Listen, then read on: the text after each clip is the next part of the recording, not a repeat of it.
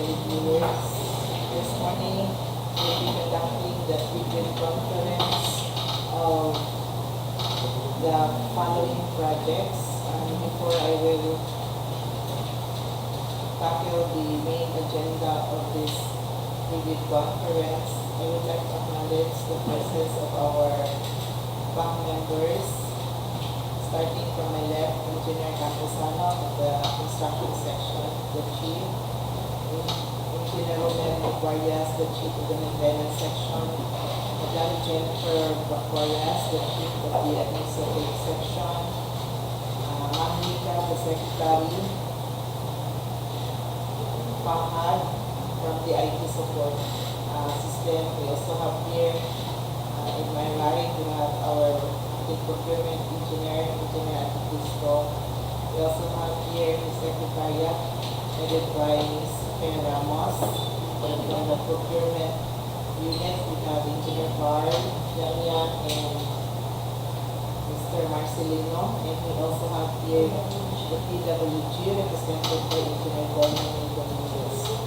And our agenda for this morning, will be tackling on the basic contract data, the contract description, the ABC legislation, the requirements of the bidding documents, the documents to be submitted by the bidder, including technical and financial proposals, the criteria and procedures of the preliminary examination of bids, detailed evaluation of bids, cost qualification and award, questions, comments from leaders and replies of BAP and other representatives of the procuring entity, but however we don't have any guests from the prospective bidders.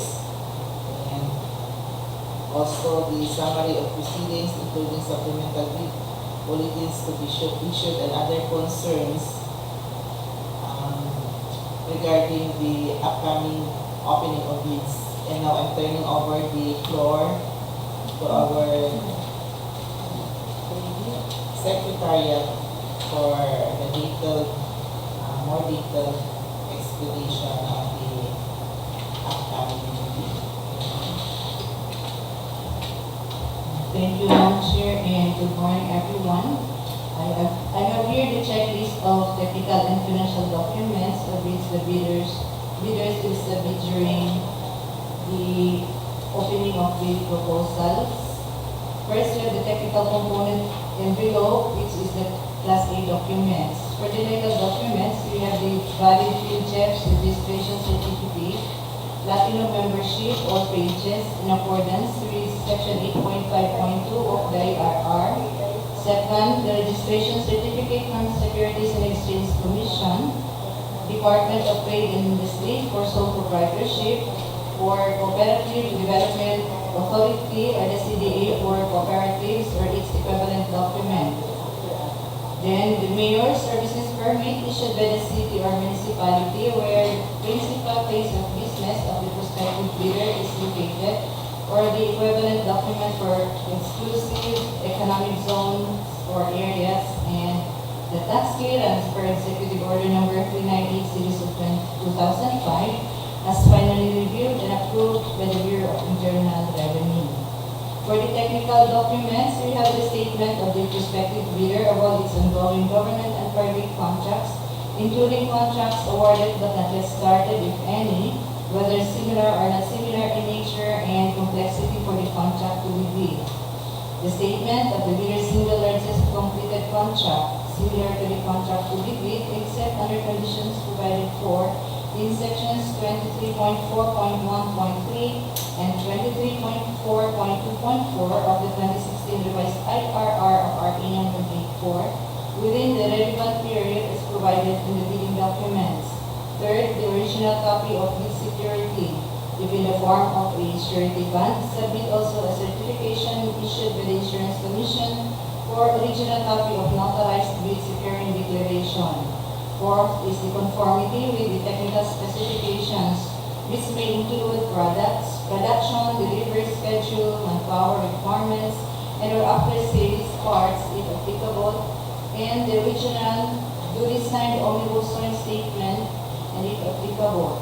original notarized secretary certificate in case of a corporation, partnership, or cooperative, or original special power of attorney of all members of the joint venture, giving full power and authority to its office to sign the omnibus statement and do acts to represent the bidder. For the financial document, we have the supplier's audited financial statements showing, among others, the supplier's total and current assets and liabilities stamped, received by the BIR, its duly accredited and authorized institutions for the preceding calendar year, which should not be earlier than 2 years from the date of its submission, and the prospective bidder's computation of net financial contracting capacity, or the NFCC, or a committed line or credit from a universal or commercial bank in lieu of its NFCC computation.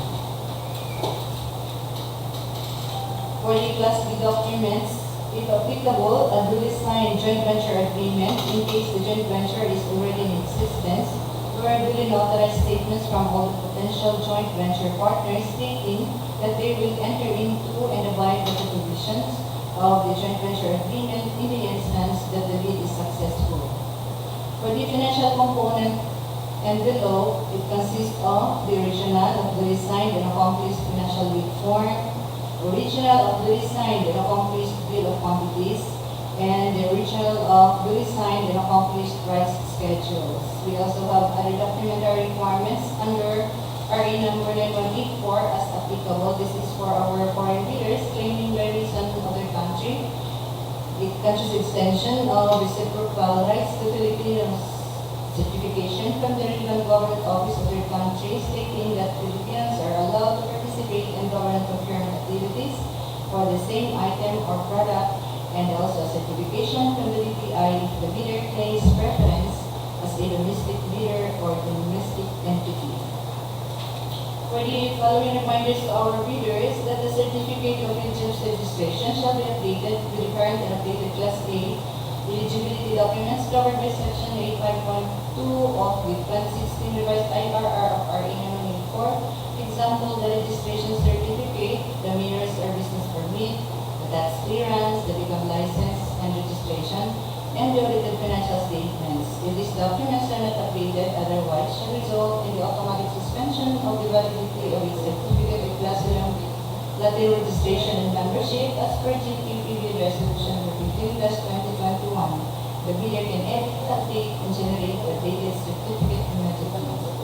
GPPB Resolution number 16/2020, approving the circular on the guidelines in the preparation of the simplified bidding documents for goods in infrastructure projects and submission of required forms for the procurement of goods, infrastructure projects, and consulting services with related amendments to the 2016 revised IRR of RA 984. The required forms are already included in the bidding documents that our omnibus statement has 10 statements. For DEO number 28 series of 2024 dated February 26, 2024, three-strike policy in the procurement of contracts for infrastructure, goods, and consulting services contracts in order to establish a fair and transparent system for managing expenses committed by bidders in the procurement of infrastructure, goods, and consulting services projects through public bidding. The DPWH hereby introduces an updated three-strike policy.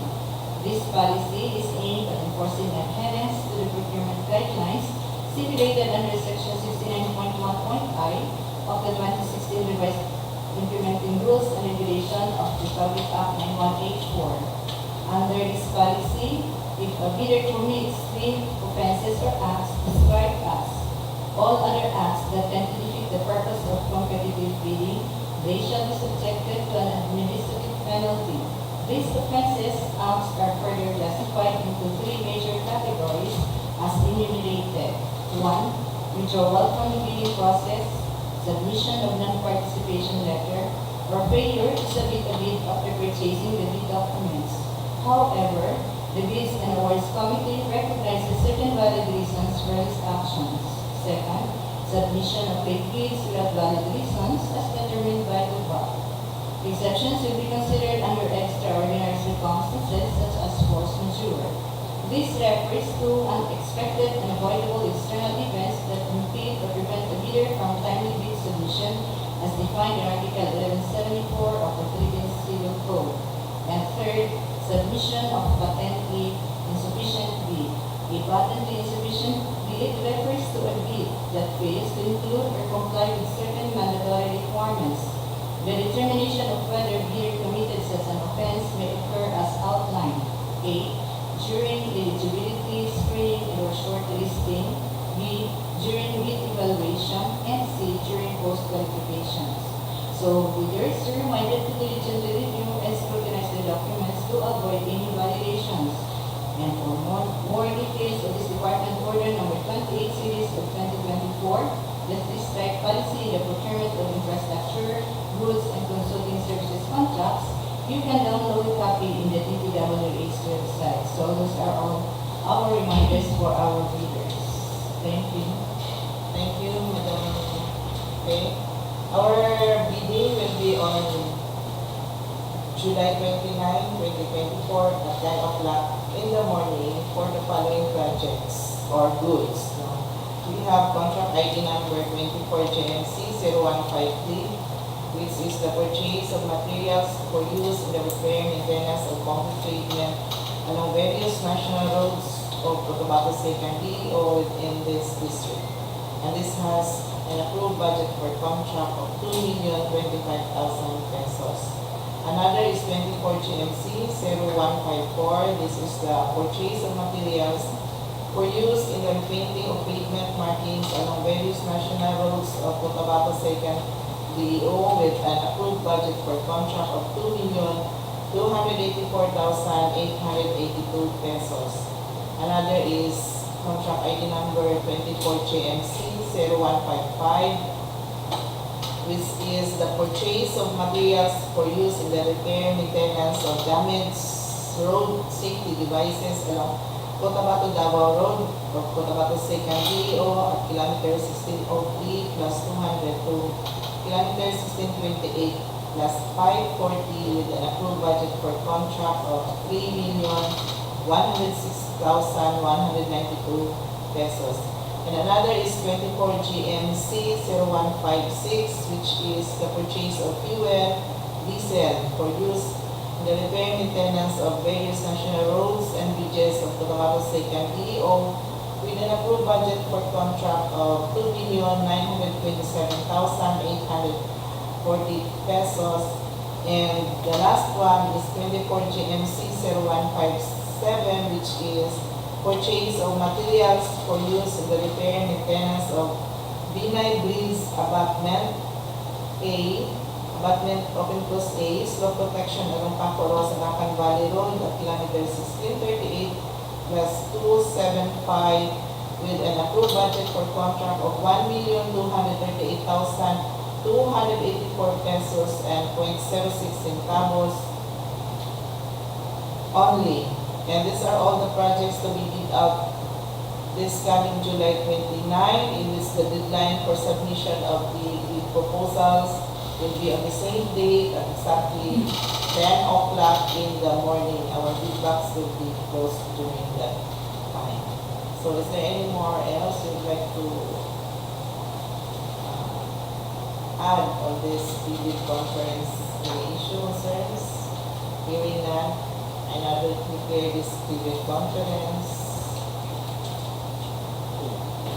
adjourned. Thank you.